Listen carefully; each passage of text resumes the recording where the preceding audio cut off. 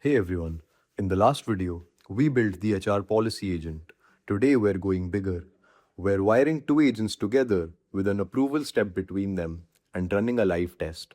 By the end of this video, you'll see how agents hand off to each other and how a human approval step sits cleanly in the middle of an automated pipeline without breaking the flow.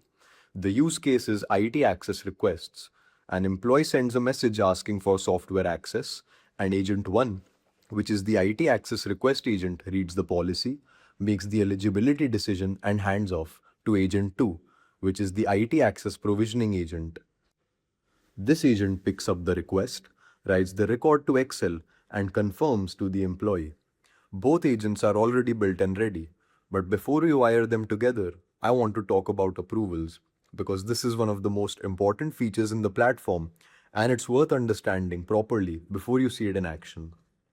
When an agent reaches a decision point that requires a human to sign off, there are two ways that approval can happen, and they're designed for different situations. The first is email approval. The agent sends an email to the designated approver. The email contains everything they need to make a decision: the employee's name, their role, and the system they're requesting access to. The second is in chat approval. Here, the approval happens inside the platform itself. Now I'm in the agent builder. Let's connect the two agents. I simply go to Add Subagents, click on Add, and select the agent I want my main agent to be able to collaborate with. Now let's test the workflow live with the query. Hi, I've just joined the marketing team as a marketing executive. Can I get access to Slack and Notion, please? I can see Agent 1 is running. We can see the execution trace in real time. It's retrieving the policy from OneDrive, identifying two tools, assessing both as standard access, building two records, replying to the employee, and calling Agent 2 once with both the records. Now comes the human in the loop feature.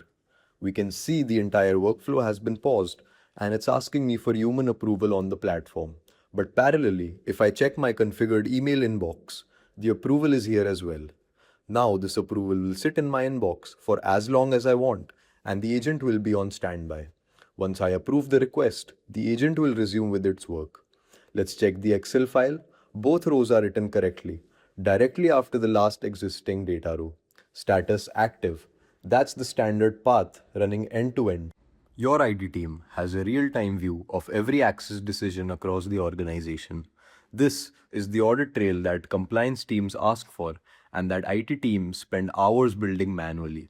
That's a two-agent pipeline with the human approval step. In the next video, we're going to be looking at intelligent document processing, which helps convert your unstructured to structured data.